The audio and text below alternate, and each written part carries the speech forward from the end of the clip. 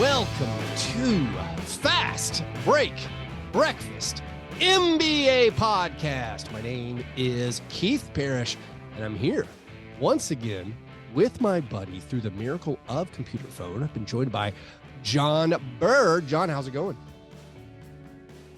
Copacetic. It's strangely even-keeled. Nothing to be mad about. Doesn't feel right.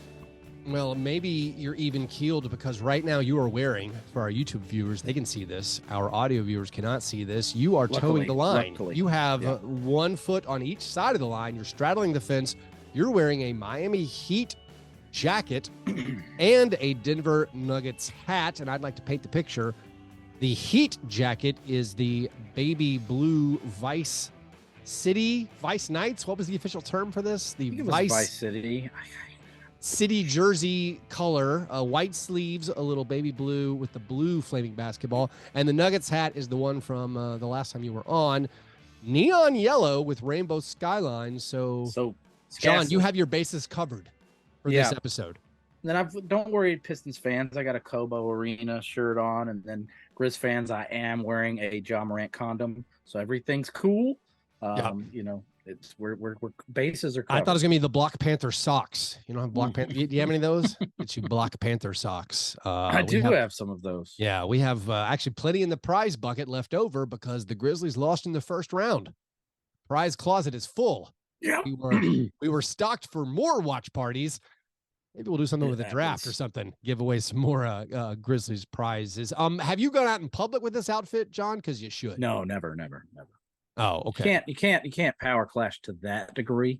Okay. I'm a fan of the power clash, but basically this Nuggets hat just sits here. Right. Because it's not actually wearable. Yeah. Any clothing. Like nobody, unless maybe if I were to get like some kind of like safety vest, I could pull this off. I think you look amazing. And thanks. You know, you my compliment on your appearance is one of the least desired things from you. I know. Like if Keith thinks I look good, I need to change what I'm doing. Bollocks. Right now. That's a mess. No, I wish you should go out. I frequently, I'm a constant basketball shorts guy, you know, with the right.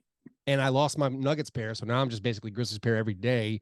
But I'll mix and match with other teams' shirts and things. A Bill Laimbeer shirt here. Maybe a Pacers Andrew Bynum jersey on top of my Grizzlies shorts. I don't mind mixing and matching the NBA. I guess when it is a finals matchup, you maybe open yourself up to more criticism or ridicule. I actually, even though I had quite a bit of Nuggets gear, I actually went out and purchased this hat. Right. As they were reaching the finals, and the guy shook his head at me as I purchased it. Where did you go to a Lids? Where do you buy a hat? Opry Mills, baby. Opry Mills. Oh. But I just wanted wanted something to commemorate the. Yeah. I'm like old and nostalgic and whimsical now. I don't know what happened. But I wanted something. You reproduced. That's what did it for me. The season. Well, I feel like even I feel like it started happening. I think it might have been pre-production. Like maybe the pandemic whooped that trick. Yeah. And I just started having all these strange feelings associated with times that will never be regained. Right. Sure. Yeah. But we'll see what happens when my kid starts liking sports. That could get really weird. Yeah. My son, still not really a basketball fan, although he is watching the finals. He's vaguely aware. He keeps calling it the championship, and I keep saying yes. He's like, "Is it the championship?" I'm like, "Yes, this is the finals." That's wonderful. And we've had that back and forth a lot. The 5-year-old daughter, this is exciting. She's realized the free pass to television is choose to watch basketball. And she actually sat with me and watched an entire 30-minute recap, all possessions recap of one of the finals games. And that was that was my heart swelling. I mean, I was just like, this is the dream. That's the Father's Day. My kid's already figured that out. She knows that basketball means TV, stay up late, the whole 9 yards. Right. And so and I've been like very overt about this. Like, this is not a secret formula. And my son's like, no, I don't want to. I want to watch Harry Potter. And I'm like, well, it's bedtime. Yeah. He's like, well, I guess I'll go to bed. Oh, anyways. Oh man, I can't wait for the Oedipal reckoning. Yeah. What, John? Did you have a breakfast? What's your breakfast before we get into all the serious hardcore basketball talk? What Chuck did may be you? with us no longer in corporeal form, but I am intermittently fasting. Oh, there you go. In honor of Chuck. The testament has been made. I'm giving it a shot.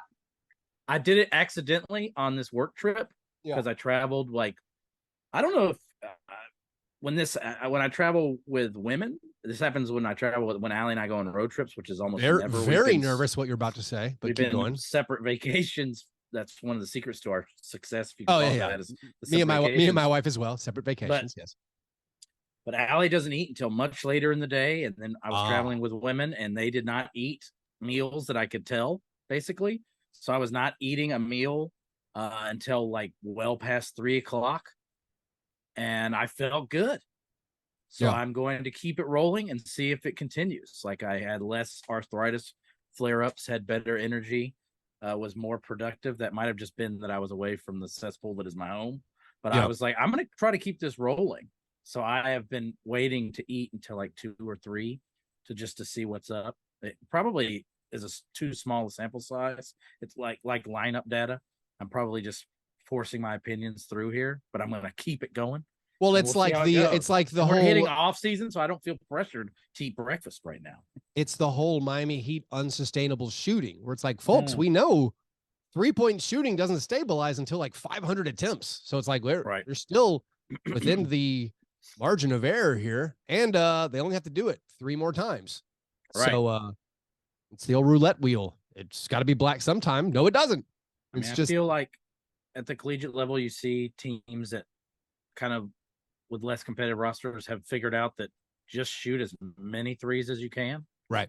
And now I guess it's been here a long time, but because the NBA is like an old boys club, maybe it moves a little slower and these guys pick up on a little slower, but the Heat are just going to shoot threes until they live or die. That's right. Especially if the Nuggets lose them on dribble handoffs or double the wrong guy or leave them wide open, they're going to knock them down. One cherry pick stat I saw, though, was the Heat have 4 games this postseason where they shot over 50% on 3-pointers. The Warriors in their heyday and all their championship runs had 4 games where they shot over 50% from 3 combined in all of the Warriors title years. So this Heat team doing some damage. The series has been weird because, you know, as Nuggets fans will want to point to the 3-pointers, and then Heat fans can point to Jimmy Butler shooting 2 free throws. Like there's weird things are happening in each game. But honestly, like if you look at it from like a top-down macro view, it just kind of works out to, I think, what we were saying ahead of time, where we thought that the Heat would have these unlikely would continue to keep doing what they're doing. Yep. And I think, you know, Spoelstra has done a great job, and we'll get into the whys and wherefores as we go on, but circling back to the women you travel with not eating before lunch, I believe that societal pressure and or the patriarchy or the male dominated world where it doesn't matter what we gentlemen look like. One of the women is doing a thing where she takes a diabetes medicine. Okay. But she doesn't have diabetes. But in a way, I think it works because it's going to keep her from getting diabetes. She takes a shot, makes you not hungry. You eat once a day, the smallest portion I've ever seen, and she's lost like 50 to 80 pounds. I'm not sure. I think we might need a dietitian to weigh in on the health benefits of this plan. It doesn't sound that bad. It doesn't pass I'm not gonna go initial just listening test. Like, oh, that doesn't seem good for a human body. I'm not going to go full MAGA Porter Jr. yet. Okay, so I see what you're saying. But also being fat is pretty bad for your health. I mean, it can be. I mean, let me tell you. Yeah. It's been pretty bad for my health. So I don't know. 6 of one, half dozen the other. You just float it to your doctor. I heard there's a diabetes medicine I could prophylactically take. Then I'd have to go to the doctor, and then I'll find out a bunch of other stuff I don't want to hear. You know what I mean? 80 pounds. I think I'm just going to keep cruising, not going to the doctor. Doesn't going to the dentist count? Won't the dentist tell me if it's really bad? Maybe. That's how I live. I wait for my man, dentist to be like, "Hey, you have congestive heart failure." Yeah, your gums don't look good, buddy. Anyways, my breakfast, I had two eggs, fried eggs, black coffee. I've been like, my voice is as good as it's been in like 8 days, 9 days, but I'm still. Yeah, I missed all this, and I thought you were horribly ill, and this is the mend. Yeah, this is me on the upswing. I mean, my throat hurts so bad. It doesn't feel like it's sore. It feels like it's injured. Where it's like, did I pull something? Did I podcast too hard? Am I going to go in and some doctor's going to be like, "Hey, buddy, is my dentist going to say you need 2 months vocal rest?" So to the untrained eye, I can tell that you're not at full strength. Yeah.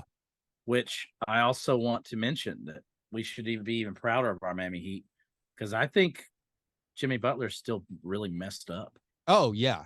No, yeah. Like, I don't think really messed up. I think a lot of people feel that way. Like, you compared his performances earlier in the postseason to Jordan-esque, and I would totally agree. And I don't think he has that in him at all anymore. Yeah, he's kind of a Wizards Jordan right now. Yeah. But thank you for comparing my vocal cords to Jimmy Butler. I accept the compliment in the spirit. Future billionaire Jimmy Butler. In which it was given. Right. Good luck with that $100 cup of coffee. Hey man, last time I was in Japan, they had $100 cups of coffee. That's amazing. It's coming. Those were our breakfasts. After our breakfasts, we move on to our breakfast in bed apologies. Our breakfast in bed apologies. This is our chance to make right what we might have gotten wrong in a previous episode. It's frequently the first time we talk about basketball. We've been doing a little bit of that sprinkled in here or there. Jon, what's something that you would like to make amends for? If you would indulge me, Keith, would you mind going first? Because if you don't apologize for something, I might demand it from you. Oh, yeah. No, sure. Here's my apology. I'd like to apologize to all our listeners for some ads we read years ago. Okay. Years ago. You're safe. It wasn't that long ago. But we took money from a little online casino called MyBookie. And my experience, podcasting, it's kind of hard to make money. Okay.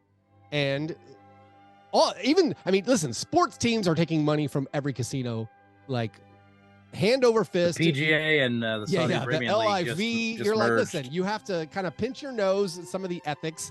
Like, I enjoy sports betting. I think it's fun. I can make no argument that it's like ethical or it's okay. And if someone's like, it's bad for sports, yeah, that's probably true. I can't disagree there. I think it's a little bit annoying how much it's tied into all the broadcasts and everything. But here we are, struggling podcasters. I'm like, whatever. I'll take some money to advertise this place called MyBookie. So they paid us, or some kind of advertising firm paid us to, advertise them. We also at some point got paid like per sign up. I was like, you know what? I used to have a rule. I would only gamble when I was in a casino, period. I don't want it on my phone. I don't want it in, online. But when we hooked up with MyBookie, I'm like, you know what? I'll put some money in here just for fun. This is basically like buying a video game. I'm going to assume I'm never getting this money out. Also, I didn't know how to get the money out. It was like, you got like 100x rollover. And it's like describing my Top Shot experience.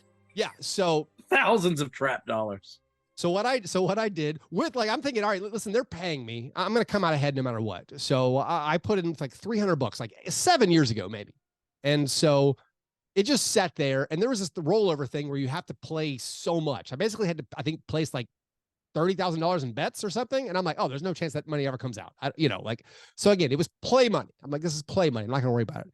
So I would always spell out in our Slack, like, I would be like, hey, I bet $1 on this. I bet $1 on this. Anyways, over the years, they would have like, hey, you can have a free bet for $100. I won several of those. And so I kept the amount kept growing. And then we had the parlay when, was it the Spurs and the Timberwolves lost, whatever. It was 2 17-point underdogs, won on the same day. Me and I believe Caleb in our Slack won several $100 that day. Caleb has a problem. Anyways, one of the bets I made this year was I bet the Mavericks under. Okay. Season long bet. It wasn't for very much. It was for like $15, or I think. And I bet the Mavericks under 51.5 wins. Well, the Mavericks comfortably hit their under. And then I go onto my bookie and it's scored as a loss. They're like that bet did not, like it said this is a loss. And I'm like, well, that's odd. So I'm like, I contact support. I'm like, hey, this was incorrectly graded. The Mavericks hit their under. What's the problem? And they were like, oh, let's look into that. Thank you for bringing it to our attention. And then they write back, John. They're like, yeah, that bet is on the Bucks, and the Bucks hit their over. And I'm like, well, at this point, I'm like, wait, did I accidentally click on the Milwaukee Bucks? And I go back and look in the account. I'm like, no, it says Dallas Mavericks. So I'm like, well, it says Dallas Mavericks. And they're like, oh, thank you for bringing this to our attention. We'll look into it. And they're like, no, that's the Bucks. The display is incorrect. And I'm like, well, you're an online casino. You don't provide bet slips. Like the bet slip I have is my account. It says this is on the Mavericks. They're like, yeah, it's a display error. I'm like, well, how can you have a display error? Like if that's the only thing I have. And they're like, well, we're sorry. We judged it. This is the Bucks. So I don't know what my recourse is. Here's what I decided to do. I'm going to find out if I can get my money out. My total was about $1,200 at this point in there. And I'm like, that's enough to take out. Or I'm like, oh, this feels good. So I began that process. So they pay out in Bitcoin. I don't know what to do. How do you turn that into real money? I have no idea. So it used to be they only paid out in Bitcoin and something else. And I was like, I don't have either of those things. I'm sure there are listeners who will explain this to us quickly. Well, so yeah, you have to create a wallet or e-wallet. And again, I don't know anything about cryptocurrency, but then they now have added where you can actually do a wire transfer. It costs $35. And I'm like, you know what? It's worth it. I have an online savings account that has 22 cents in it. I'm just going to give them those routing numbers because I also don't really want to give them my routing numbers, to like Argentinian casino. But I try to make the withdrawal. I'm like, I don't know how long this will take. When I try to make the withdrawal, they contact me. They actually they call me on the phone, which kind of unnerved me. And they were like, would you like to do a Bitcoin withdrawal? That will be instant. Otherwise, there will be a fee. It'll take a long time. I'm like, it was a voicemail. I'm like, well, I'm not doing that. Let's just do the thing. So I waited with 10 business days. The transfer went through. I got my money out. So now feel free to comfortably disparage them and their product. John, should I take this to Twitter? Should I go public on Twitter now to be like, how could you not honor? So I think the answer to that is cancel a bet. What, like, I can understand them canceling the bet if they legitimately had an error. Right. So I think the answer to take this to Twitter is always no. I've had a lot of success through the years of the show receiving compensation for things by just identifying on Twitter. Sure that you have. And I know that lots of people, that they will just at Delta or at Walmart, right, et cetera, et cetera. But I think you're also outing yourself as dregs of society. That part's true. And so I would say you just, the karmic balance has been restored. Yeah. We don't have to espouse their virtues. No. By pushing them on the show. Well, I would say just don't use them, of course. Your nascent gambling problem has been nipped in the bud. Well, I still, to be honest, I still Are left you on DraftKings? No, I'm not on anything. I mean, my thing is there's now like legal. When I started this, there was like technically no legal way to do it. Now in Tennessee, there's all kinds of legal sports books. Like the Grizzlies are sponsored by legal sports books. We're not allowed to mention them on this show. I don't know why. It's a weird legal rule. But there are legal ways I could bet. I don't do that yet. No, I'm saying I left just a tiny piece in. I mean, I had to leave a couple $100. I mean, I gotta make ridiculous bets. So I took out $1,000. I left in 200. So if that drifts away, that's fine. Can I? What's the least amount you could have left in? 0. I assume I can just take it all out. I don't know. I think you should have. I think you should have left a message, some sort of message.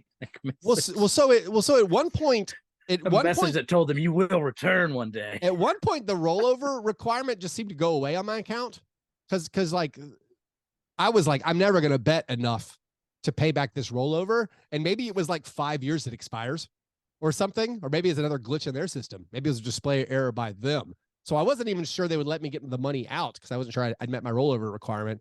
But I did. I got the money out, and now I'm not used to having actual gambling winnings. That's just free money, right? I can just go buy a big Lego set now. Like I just did it.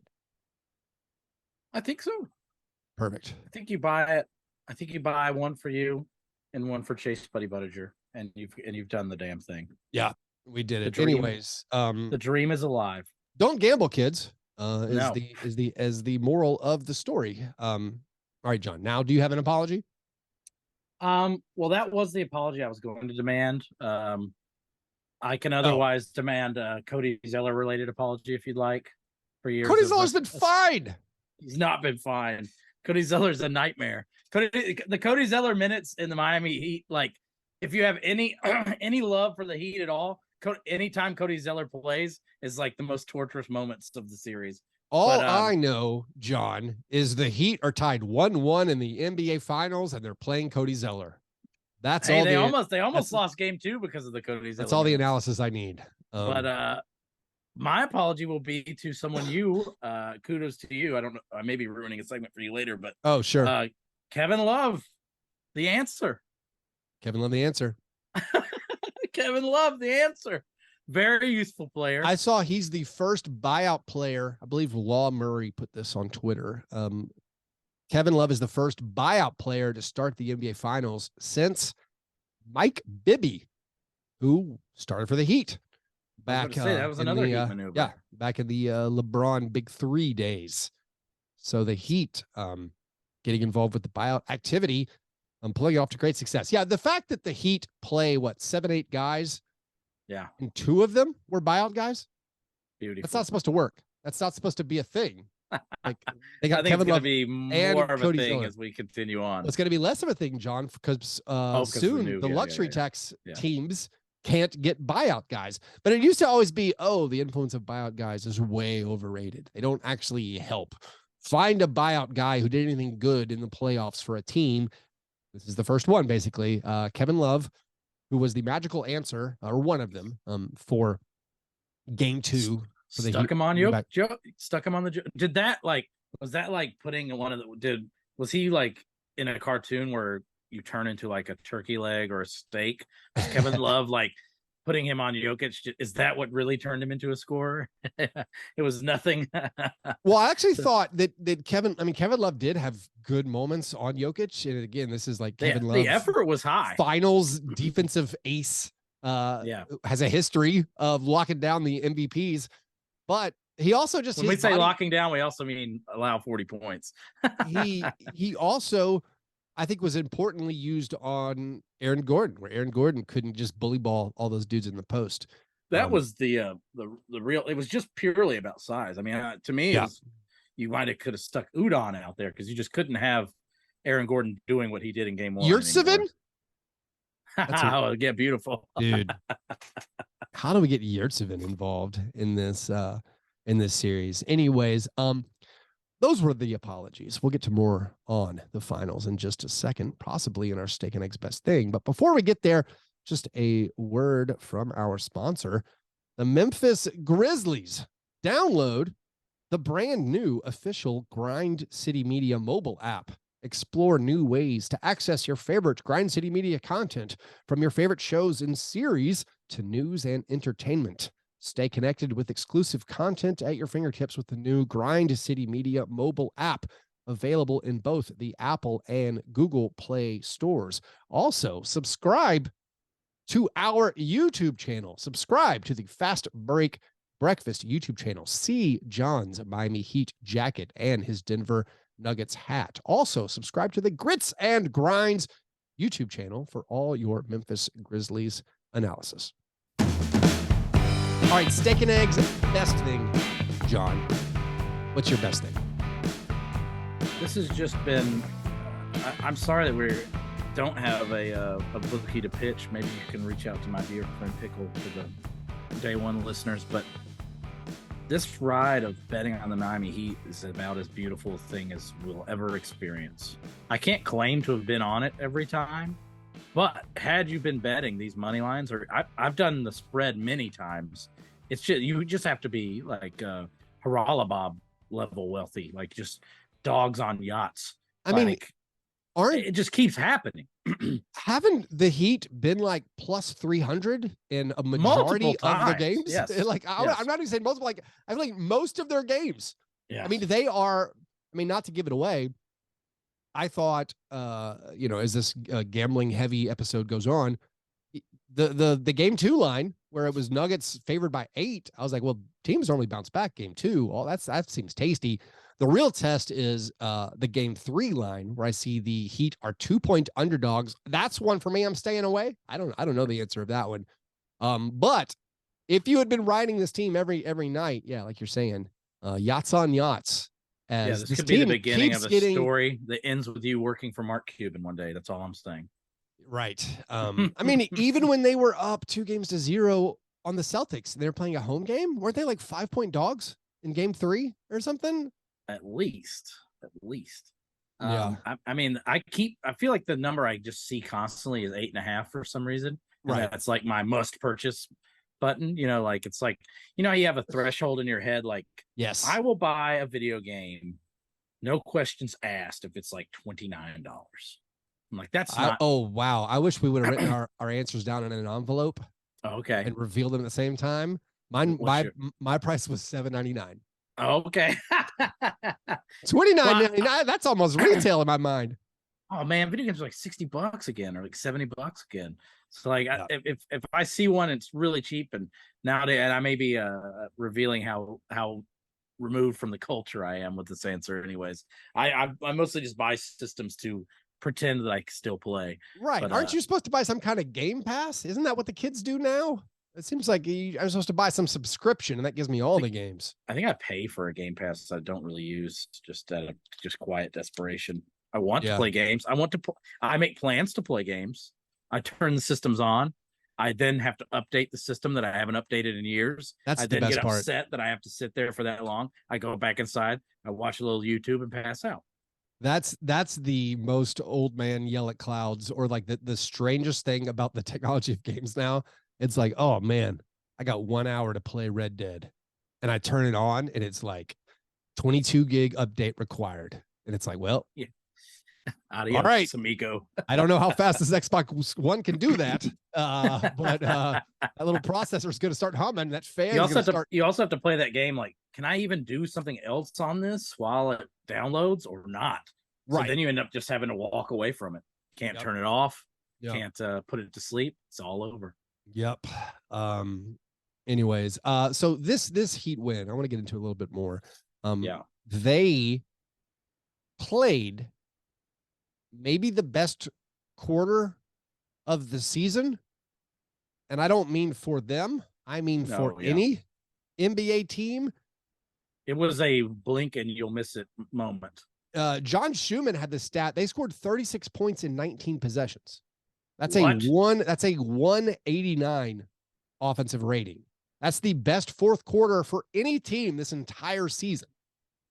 Like, they came out, Duncan Robinson had that 10-0 run, or not 10-0, but I think it was 10-2. But like, he scored 10 points in the first 2 minutes of the fourth quarter. The only points he scored in the game. Like, by the way, Duncan Robinson has scored in 2 quarters this series. Max Strus has scored in 1 quarter this series. He only scored in the first quarter of game 2.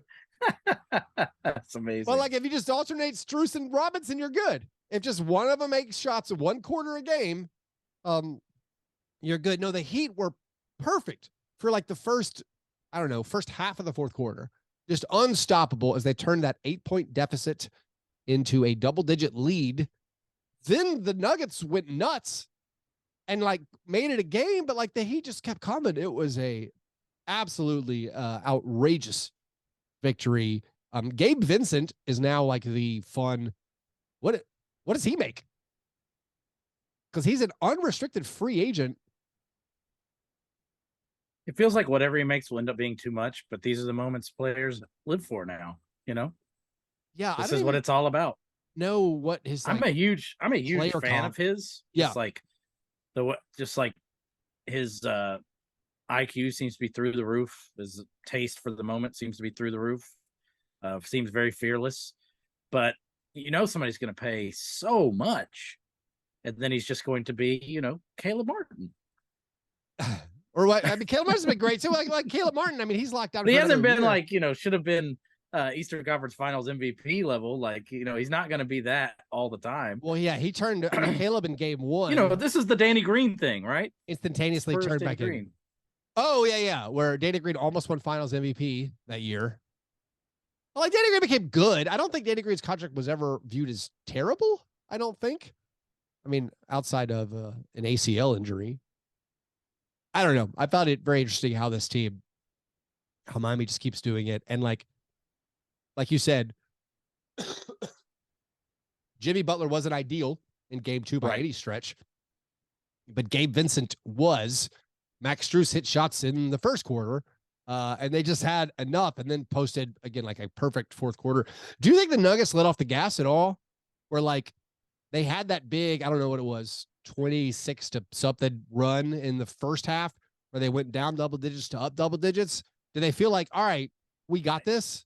I feel like I want to say yes, but then you told me those numbers from John Schumann, and I'm like, no. Well, that's the thing where everyone's like, oh man, the Heat went to that zone. I will say this down the Nuggets, but it's like the Nuggets scored. I will say this. The Nuggets are not guarding. The 3 points the 3-pointers are wide open all of the time. And it doesn't seem to be changing to me at all. So they're just going to hope that they miss. So I don't think it's a let off the gas. Their foot's always off the gas. They just let them have the 3-pointers. Well, I think Michael Porter Jr. was just as abysmal as he could be. I mean, he was. D? Yeah. Or and offense too. I mean, he was grabbing rebounds. And his Michael Porter, I was going to get to this in the kudos to me, but his flip-flop on defensive performances is truly awe-inspiring. It seems like his one-on-one defense is pretty solid. Like when a guy gets into him and tries to go into the paint, he's been doing a good job. But yeah, his perimeter, knowing who to guard, knowing who to check, seems pretty rough. I'll do a best thing that's kind of totally different. I'm excited about these. I'm excited about some of these coaching hires, and not just that. I like the tandems, where we got some tandems going on in the NBA. Like the big news from all last week, I think the biggest coaching hire, I mentioned it on last week's show with Michael Pino, was the Monty Williams got rich. Monty Williams, does he still get Suns money too? I'm never sure about this. I know some coaching contracts. Is he getting $12 million a year? So it's starting at $12 million. Damn. 6 for 78, I think is what Woj put out there. Unbelievable. And then also, the Pistons are bringing in Steven Silas to be Monty Williams' assistant coach. We have doubling down on feuding with young players. Yeah. We had the Suns who hired Frank Vogel. By the way, shout out Doc Rivers announcing he'd removed himself from the coaching search 30 seconds before the Suns announced they hired Frank Vogel. He's like, I removed myself. I wasn't actually interested. But Frank Vogel is going to be the coach of the Suns. And you have Dave Fizdale, our guy.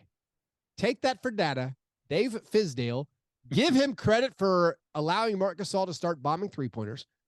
Dave Fizdale is going to the Suns to be Vogel's assistant. You have Adrian Griffin hired by the Bucks. Terry Stotts is joining his staff as maybe a top assistant.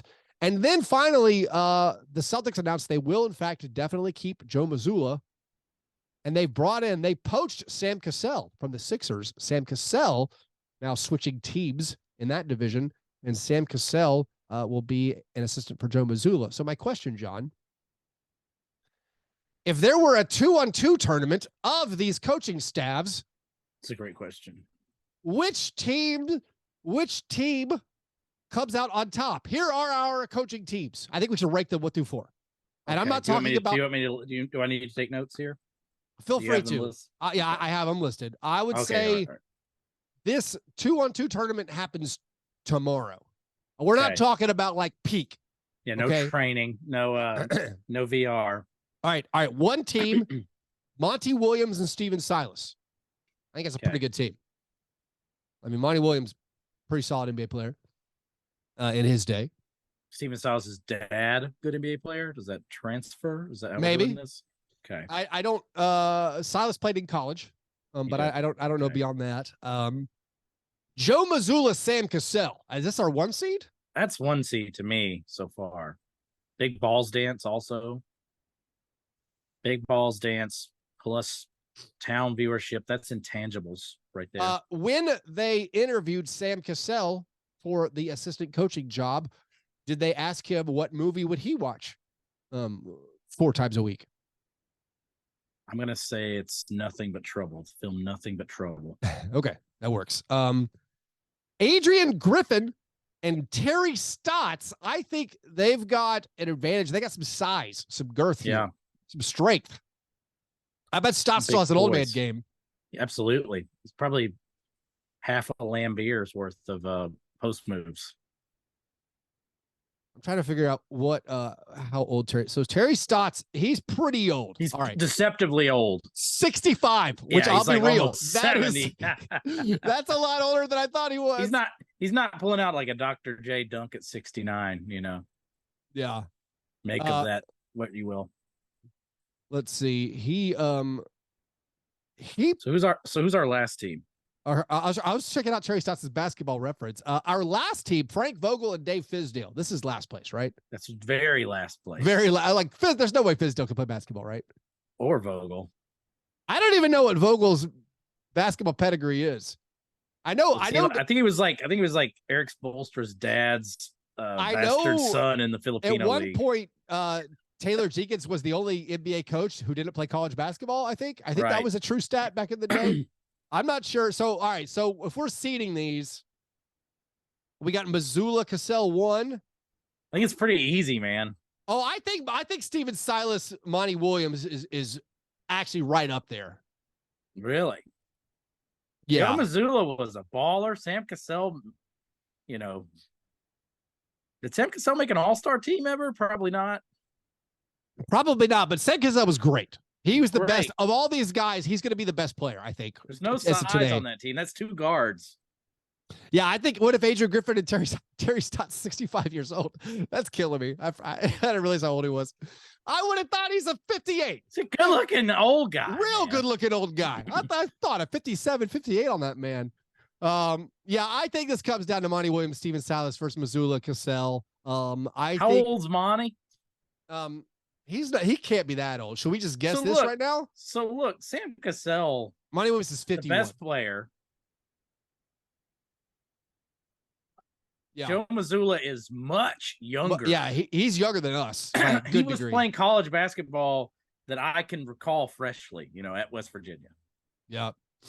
Like a 34-year-old Mazzulla is going to be a big advantage when he has 2 decades on even the other former NBA players, I think. Yeah, you're right. It's a blowout for the Celtics in this one. How old is? I feel like he's 34. He's 34. Wow. Yeah, I mean Mazzulla's probably dunking. Oh, how many dunks is in this? I bet you Adrian Griffin can still dunk. Yeah, he's very tall, right? Mazzulla's like what, 6 feet tall, 6'1"? He strikes me as short, but I don't actually know. Yeah, Adrian Griffin's only 6'4". He's 48. He's done dunking. He's done dunking. No, I think Adrian Griffin is going to be a beast in this matchup. I think it might depend on game format. If it's like a non-shot clock, not one of those. Monty's 6'8" and only 3 years older than Adrian Griffin. I think Monty's going to be tough. I think Monty's probably likely dunking more than Adrian Griffin. But you could also tell me none of these guys can dunk at all and are completely in shambles. That could be true. Well, thank you for entertaining me with that mental exercise. Those were our steak and eggs best things. The opposite of that is our cream of wheat worst thing. What is the worst thing you saw in the last week, John? I mean, I had to check for proof of life on Ramona Shelbourne after Spoelstra Ramona Shelbourned her. I mean, damn. Why was he so mean? I don't know. I was wondering if there was some secret sauce under this. He has since apologized, so no big deal, no harm, no foul, no blood, no foul. But he got after Ramona for asking a question that I think was completely within bounds. Of course. And inferring, because you don't really ask questions anymore. You lead, maybe that's why he's mad. You lead coaches on narratives with your questions. And he basically wanted to know if they opted to turn Nikola Jokic into a scorer, which everyone thinks they did and kind of did. Right. And, this is her job.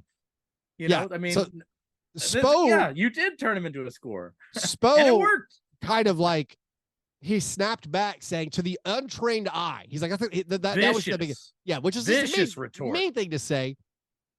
But even her question was couched with like a preface where it's like, I know it's more complicated than this. It's not this simple, but did you guys choose to make him more of a scorer? And, again, it's a fair question. It's an honest question.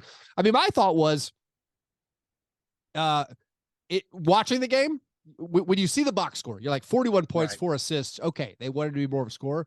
But watching the game, those buckets were tough. Like Jokic just kept going like, I got to score. No one else is going to score. I'm going to score. So it didn't feel like, it didn't have shades of that Steve Nash series where, was it the Spurs who were just like, we're never doubling you. You can get to the rim and hit layups and that's going to be okay. It didn't feel like that as much, but you're right. It seemed like a strange response by Spoelstra. I mean, everything about it was strange because it's like not what you expect. I think, this year between the like near fight with Jimmy and everything, we have learned that Spoelstra is a bit more combustible than we had presumed. Spoelstra's responses, though, are very memeable. His the way he was like rubbing his eyes and like just distraught. I mean, it was Budenholzer-esque, honestly, with the facial antics. Yes, it was really great.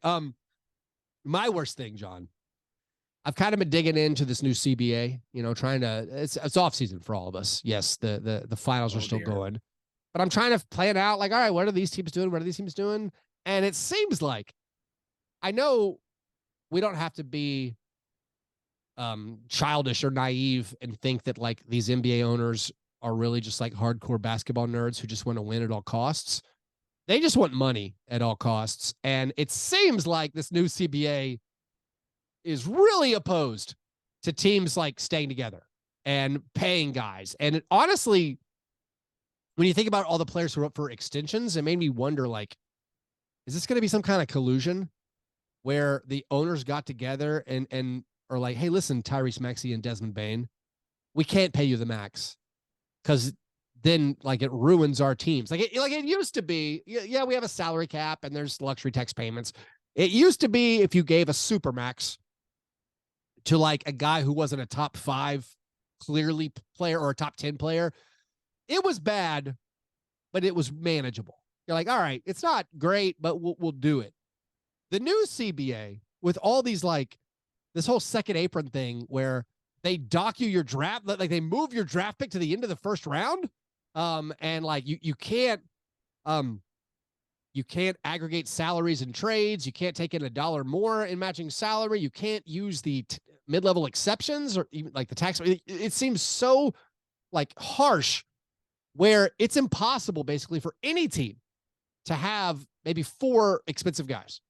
And you have these now basically if you sign a guy to a supermax who isn't Jokic or Giannis, it's just death. Like it's absolute certain death. Like everyone's talking about like what should the Trailblazers do in the draft? Because like, oh, well, Dame Lillard, like, can you trade him for a haul? I don't think anyone is trading a haul for Dame Lillard because his contract is just flat out too big. You can't have a guy making 35% who's not like or 40%. Like, I don't know what the actual, when he's making 60 billion in a few years, like you can't pay that because you have young teams like the Grizzlies. Like the Grizzlies right now, they frankly got lucky. John Morant's not on a supermax in a way, as far as like it's saved him money. It's weird. Like Zion Williamson and John Morant, both on the 25% rookie extension max. Very strange situation with both those picks. But it's very weird where like the the Pelicans have their big three. They got Zion, they got CJ McCollum, they got Brandon Ingram. Competitive team. They also have drafted well. They got Herb Jones, they got Trey Murphy 3. You can't keep them all under the new thing. And like the Grizzlies, they got Jaren on this unbelievably cheap extension. They hit a home run with that extension. So they have Ja and Jaren for relatively cheap. They're going to pay Bane, a huge amount. I don't know if it's going to be the max. I mean, also another conversation is paying a max contract to guys who've never made an all-star game is weird. And I know that's how we got here because it's always like, well, what are you going to do? You got to keep your guy. But it's weird where it's like, all right, here's the rookie extension class. Tyrese Halliburton, you get the max. Okay, that makes sense. All-star. Yeah, that's good. Tyrese Maxey, you also get the max. What? And then it's like, oh, Desmond Bane, you also get the max. You're like, well, what's his peak? Like, if your ceiling is like third best guy on a team, that's kind of like, I don't know. It's wild that we're in this situation. But now with the new CBA, and maybe our slackers were on this, John. They were talking about this. Is this all just they usually are. They're just like, this is just setting it up where no team can have too many good players. So when we expand, there'll be lots of parity among the 32 teams. Because it seems weird that, like, even Brandon Ingram's on a 25% max. CJ McCollum has a relatively cheap contract. Zion ended up on the 25% rookie extension. All those things feel like, okay, cool. So we can keep a fourth guy? No. Like, not really, because you can't. Can this just be skirted around by old players taking, the ring chasing deals?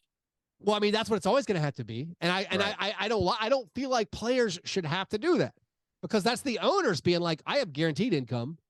The new CBA says I can't. Of course they shouldn't. I can't pay to keep you. It's so weird. Where like everyone's like, well, a workaround to this could have been, if you give a bonus like a super max to a guy you drafted, what if that doesn't go against your salary cap? What if that is just like, it only counts as a 25% max as opposed to 30% max? Of course, that's a workaround, but that means the owners have to pay more money. Yeah, I was about to say they're not like, no, we're good. That's fine. If everyone has to stay under this thing, this threshold, like, it's going to be hard, because teams who signed contracts like 2 years ago, like the Damian Lillard, I mean, to be fair, at the time, most people said, even though Damian Lillard is great, and he's still playing great, he was great last year, everyone said when he signed that contract, well, it's going to be hard.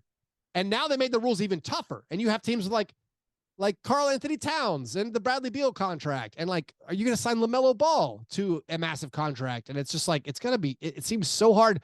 If your max players aren't the transcendent, like, in the conversation for first team All NBA, I mean, even the Celtics are like, hey, Jaylen Brown was great. Second team All NBA.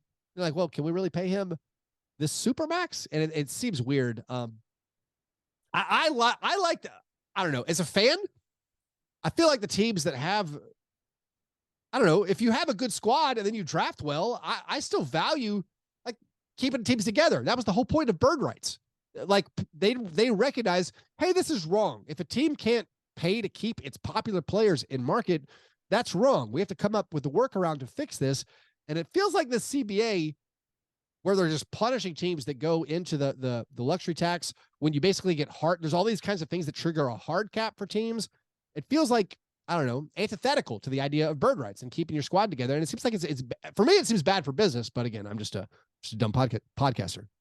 Well, the way business works now is you just do your very level best to make your immediate gains as much as possible, with no consideration for the future in any regard, until the planet expires. So it seems on point and in line with what I've experienced in the business world. Yeah. On that dark note, yes, thank you. Those are our cream of wheat worst things. Anyways, before we get to the award segment of the program, we have a couple of listener submitted questions. The croissant question. Aaron Counter asks, at what number have you read too many mock draft articles? Oh, I'm not there yet. I'm at like 2. I'm just learning the names. I just saw this Cam Whitmore photo of him doing a vertical leap, and I'm like, oh, that guy seems cool. But I barely know the guys yet, John. I'm gonna say, when you get into the double digits, you're pretty lost in the sauce. I would say as long as you don't drift into what's happening to me, where we're talking potentially hundreds of hours of YouTube videos on prospects. Yeah. That's when it's like, what does an article do to you, really? That's like 16 minutes of reading time if you're well, not, I saw if your SAT scores on the triple digits, you know. I mean, we're okay here. You can read a lot of articles, I think, and be okay. It's when you get into the YouTube videos, which are more fun, that's when you're getting into serious time loss. Also, article, you can read that on the Turlet. I guess you can watch a video on the Turlet also. But you know, I don't know. I feel like you're okay. I understand that this question is a cry for help, but I'm telling you, it's that what you think it is. It's like when somebody's like, I don't have time to play fantasy sports. It's like, yes, you do. It takes almost no time. Well, I don't have. If you don't have time to draft, perhaps I'm with. I don't have time to be good in multiple fantasy leagues. That's where I'm very hands on. Just take your morning constitutional and make that your fantasy grind time. You'll be fine. You'll be good. You'll be good. If you're spending your dumps on the free agent acquisition wire, yeah, you're going to be good at fantasy. So John, here's my difficulty right now. Okay. If you say have a podcast that covers a team like the Grizzlies with the 25th pick, and you know nothing about the draft, I bet you just basically just give up. There's nothing you could do. Like, I'm supposed to learn. Like, I spent my whole life getting there. You know, I didn't really know. I mean, I used to like watch college basketball and have a good opinion on a lot of guys. I heard about a lot of guys, but when you're starting from zero, and it's like we could pick anywhere between like the 12th pick and the 40th pick, and it's like all these guys are the same, and it's like, how can I possibly have an opinion? I just fall back on names. I think more so than anything, the fact that it's not just college ball anymore makes it truly impossible. So this might be a round ball rock bit, but here's who I want the Grizzlies to take, and I've never seen highlights of any of them, just based on their name. My favorite picks so far, I like Leonard Miller, I like Bilal Coulibaly, and I like Brandon Podziemski. Not sure if I'm saying that. So you're throwing out the Amen Thompsons and stuff like that just because they're not going to be there. No. I'm thinking about guys who I see projected maybe being available at the late first round. So like that's the whole thing. I think you need to hope and pray in the spirit of this game and in the spirit of getting this reference in. You need to hope and pray that Greedy Dick plummets. Yeah. To the 25th. Well, that's do I even bother watching a YouTube video on Grady Dick? Because it's like, well, he's going to be lottery. We're not picking for your search engine history. I would say don't do that. That's a very very good point. For the potential of a video, a salacious video popping up on your living room television. No, don't do that. But, so I don't even know how to I don't even know how to go about looking into these drafts. So for Aaron's question on how many mock drafts is too many, I mean, I'm like basically binging them now. I'm even having trouble finding like the draft podcast. Like, who are even the draft podcast people anymore? Like, I don't know. I don't know where to look. I know the Athletic just dropped like 135,000. Can you go buy a Street and Smith magazine? That's what I wish I could. No, the Athletic dropped the 135,000 word draft preview. I want to say today or tomorrow, and that actually made me feel good about being into podcasting, where I like bemoan like, man, I can't believe we recorded an episode and it's useful for like 2 to 3 days. Well, somebody wrote 135,000 words. It's going to be useful for 10 days. Ain't nobody wrote that. Oh, you think AI? I promise. That's what I need. AI, give me a draft preview. Wait 4.5 months and you won't have to say a word. Dariq Whitehead, should the Grizzlies take him? No. What's the next question? Comps, Derek White and Hassan Whiteside. Oh, I like that. On that. What's next question is from Drew. Who are your favorite championship teams, and where would this year's Nuggets be on that list if they go on to win the Larry O.B. as expected?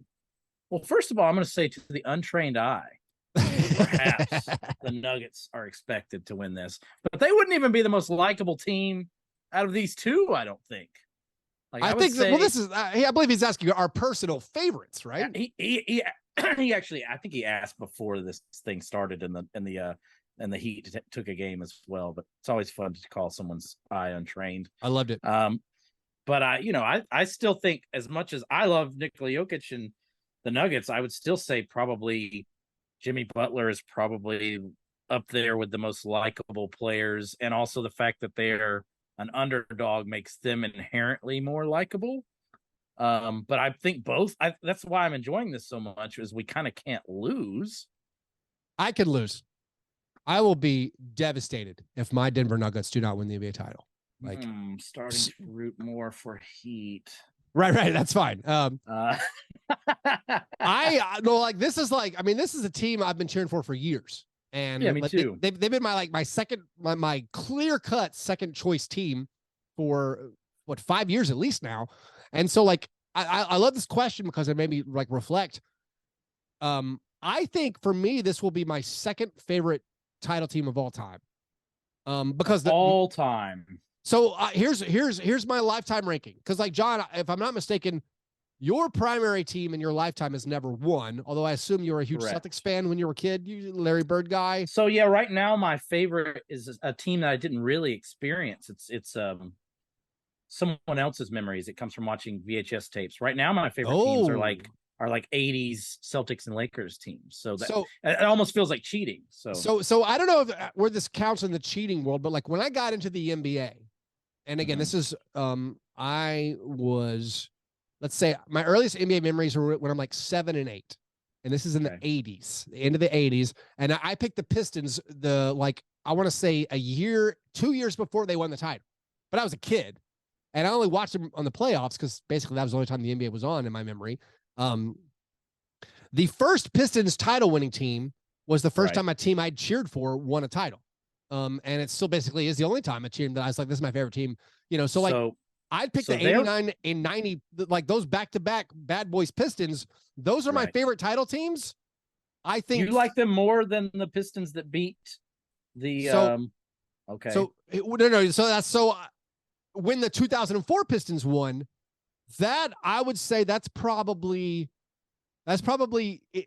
either that or the Raptors title, for the amount of joy it gave me. Kyle Lowry. I know, Kyle Lowry. So I would probably say also a big bonus for the 2004 Pistons is I hated the Lakers. Just hate the Lakers. Okay, so that's what we're gonna have to talk about here. Is all of my these favorite teams are in juxtaposition to the Lakers, because mine are the Pistons, a team I don't even like. Right. And we're talking about the 03-04 Pistons here, to be clear.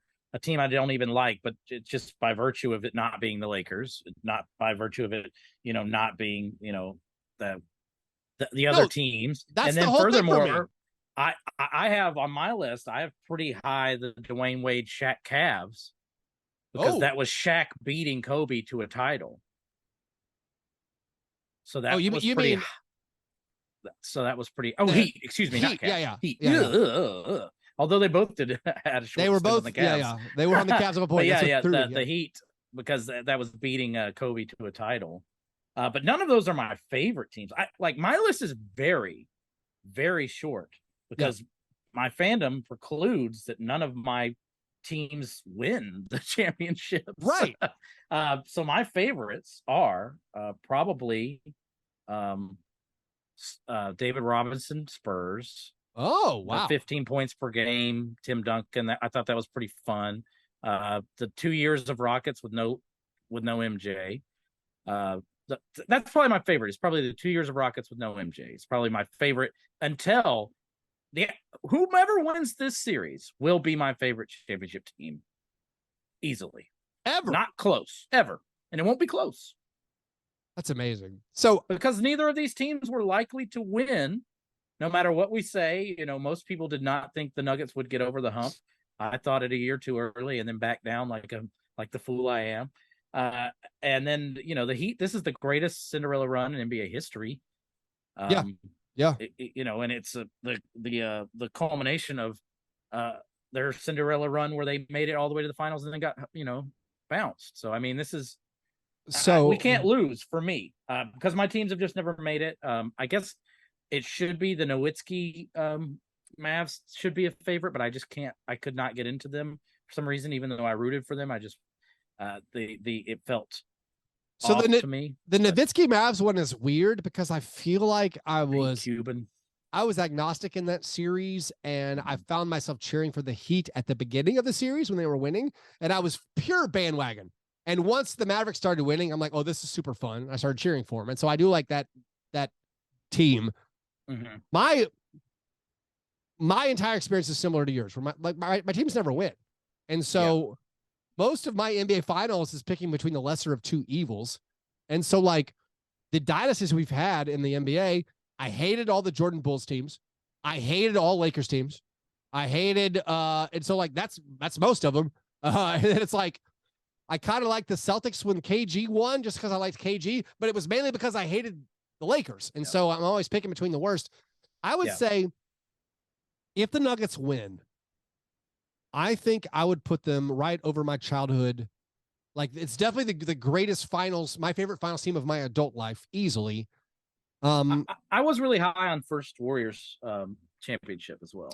I found the Warriors championships inoffensive.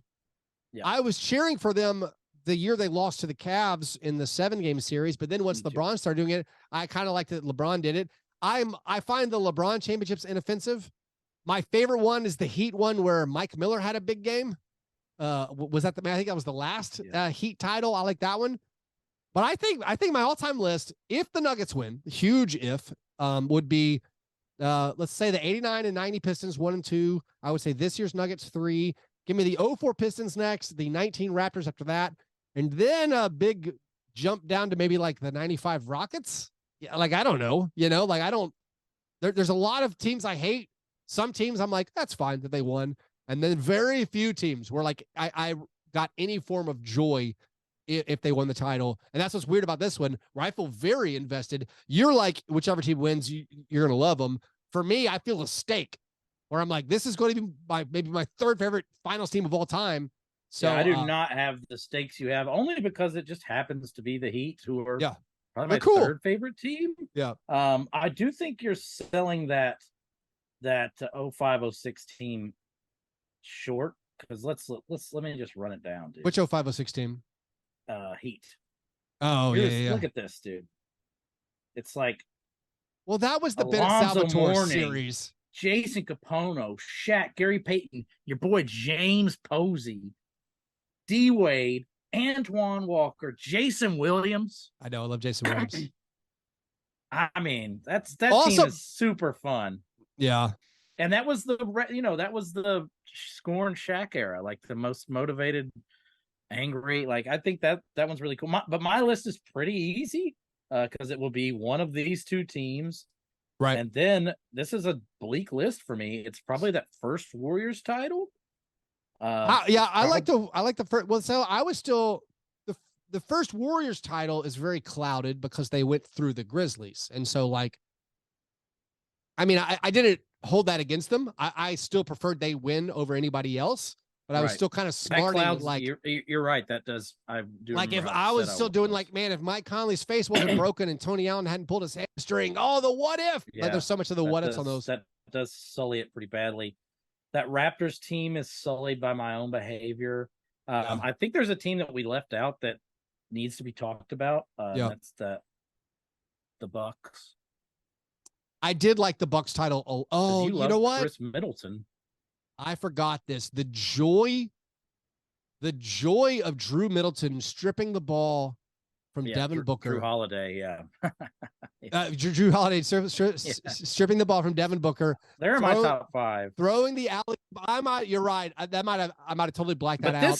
This is another level of enjoyment for me because all of these others were usually predicated on some form of hatred, and there's nothing here for me. So I gotta put the Bucks well ahead of any. I would say the 3 Pistons titles, Raptors and Bucks. That's my top 5, and then the Nuggets would slot in near the top of that. But the Bucks one. I mean, I love Drew Holiday. I love Chris Middleton. Who doesn't like Giannis? But that one was also the joy of the Suns not winning. That was again my haterade getting out. Much like I've been cheered against the Celtics and the Lakers and the Bulls my whole life.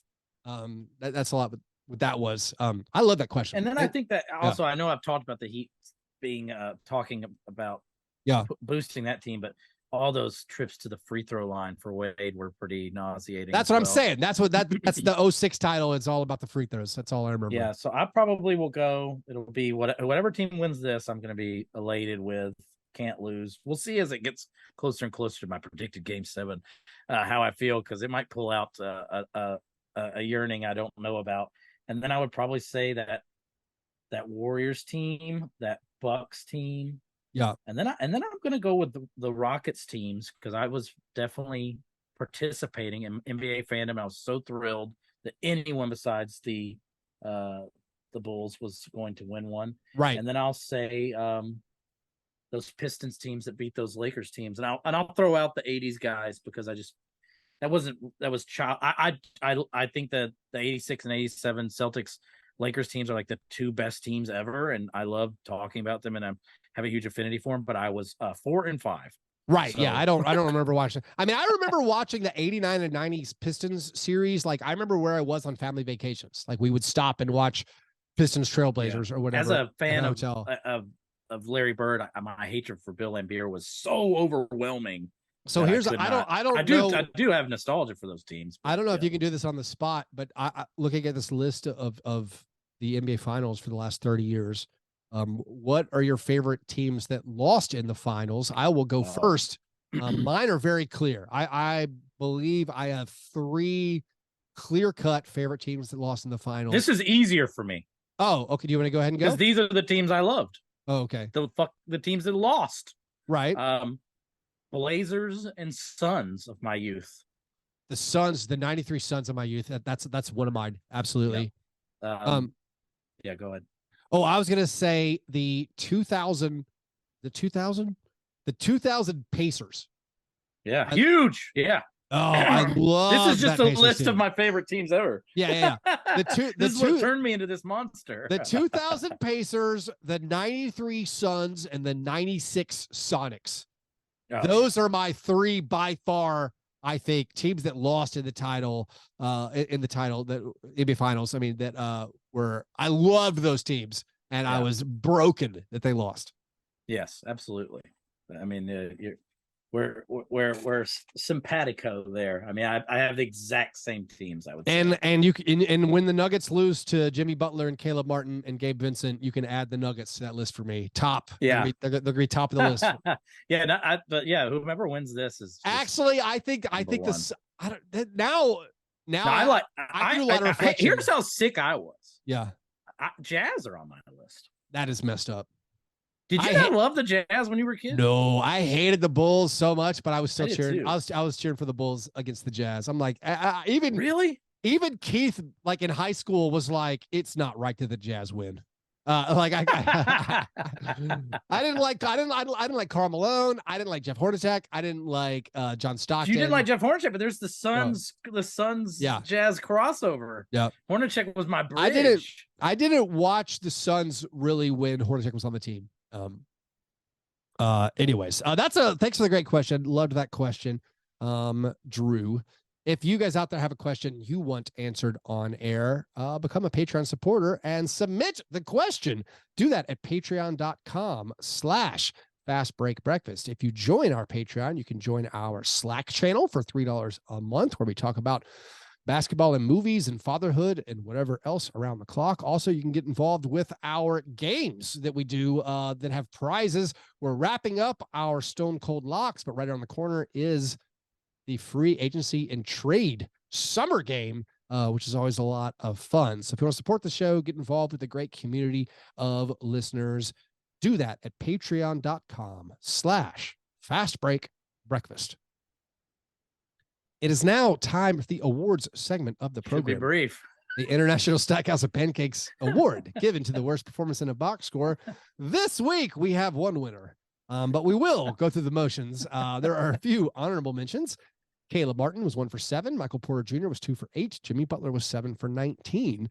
Our 3 nominees from the last week, and this is just the finals. So we have 3 nominees. I will do them in, I don't know, random order. Saving the best for last. Michael Porter Jr. in game 2 was 5 for 16 from the field. He had 14 points, 13 rebounds, 1 assist, 2 blocks, no steals, no turnovers, no personal fouls. Perhaps try. Kevin Love in game 2. He got the start.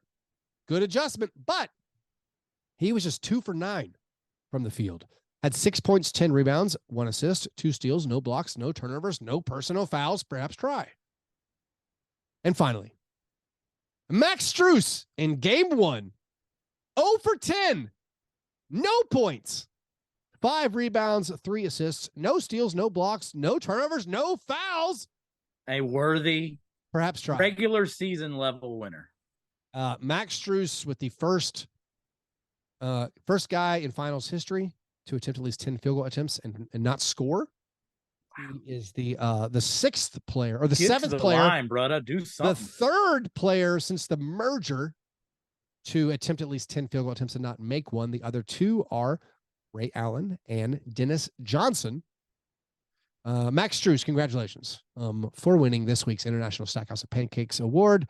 John, would you like to make just a utterance? Slow clap. Okay, slow clap for Max Strus. Incredible work. Winning this week's International Stackhouse of Pancakes Award. Kudos to me, John. Our segment in honor of Dylan Brooks, who got 5 assists in a game and said he was doing a good job passing the ball. Kudos to me. What's something you got right? I'll kick it off. You kind of said maybe you already shot your wad on this one. My kudos to me is the widespread acceptance that the Heat are better without Tyler Hero. I was wrong. There you go. Season-long bet. I failed with Chuck in 2021, 2022 about Tyler Hero's points per game. You're average. Opening yourself up to a culture narrative. You're damned if you do. You're damned if you don't. That's right. You're right. But I had never big fan of Tyler Hero's game, and I was astounded with how good he seemed to be over the past 2 seasons. But now, freed from the shackles, the Miami Heat are achieving their true form. Kudos to me. You did it. I did it. You got your vengeance. Took a long time. Par fadeaway, will he come back? Is that the what are we looking forward to? I'll have all eyes on the Shelbourne Spoelstra. They were laughing after right after. I know, but I think this could become the beginning of a beautiful friendship, to say the least. I look forward to the next question lobbed his way.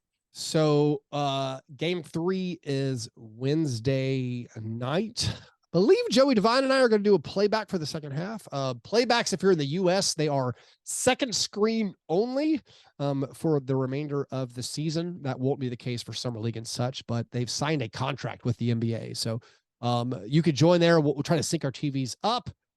Second half of game 3, going to do a playback with Joey Devine. I'm looking forward to reading on the mock drafts and also pondering, like, am I wrong? Will a team offer a lot for Damian Lillard? And/or I don't think that the Blazers are going to trade him, especially with the sale of the team, still kind of up in the air. But I am enamored with the many roads that the Blazers can take. Like all this, what if they do a sign and trade with Jeremy Grant and the 3 pick? Who can you bring back? Would the Pelicans preemptively move like a Brandon Ingram to dodge the future luxury tax problems? I don't think the Celtics are going to trade Jaylen Brown, but what if you got offered the 3 pick? What if Scoot Henderson is available and that's the guy you really, really want? A lot of options that the Blazers can do are very, very interesting. I don't know what I would choose to do there. You have a team like the Rockets. The Rockets, first round pick next year, just top 4 protected. Could they get involved in some big trade activity? They have an incentive to not tank out, to not go the slow route on their rebuild. Because, you don't want to finish with like the 7th worst record and have a top 4 protected, or a pick that you could maybe give away the 5th or 6th or 7th pick. Like, that's not what you want. So as the draft approaches, just a week and a half away, I'm getting very, very titillated with all the, related moves and things that will be occurring in the next few days. So are we laying to rest the betting on the Heat stretch? Because is 2.5 I don't have a read on it. I might take the Nuggets in this one. I might go down with the ship. I'm definitely taking the Nuggets. I mean, I finally get to bet them at a reasonable line. Yeah, and that's when I die, I guess. I probably lean Nuggets. I don't have a preferred casino to plug for you right now. Anyways, thanks you guys for listening. If you're in the Memphis area, actually if you're in the Nashville area, there is a Grizzlies kids basketball camp on June 17th. There are also Grizzlies basketball camps throughout the Mid-South and Memphis area. Go to memgrizyouth.com to check out the details there. I know these camps usually fill up. So if you want to send your kiddo ages 6 to 13 to one of these camps, definitely go ahead and hit that link up, memgrizyouth.com, to sign up before the camps fill up in space. If you want to support our show the easiest way, go to patreon.com/Fastbreak Breakfast. The freest way to subscribe to our YouTube channel, subscribe to the Fastbreak Breakfast YouTube channel. Anyway, you guys are the best. Thanks for listening. And remember, breakfast is the most important thing